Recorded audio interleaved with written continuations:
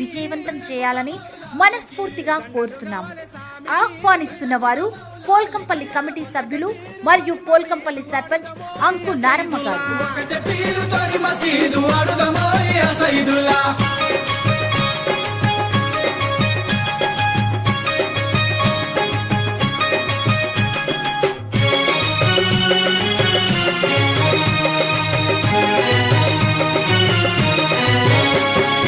ఏడుగొట్టంగా ఇంటికి తాళం మసీదు కాడాడే జనం,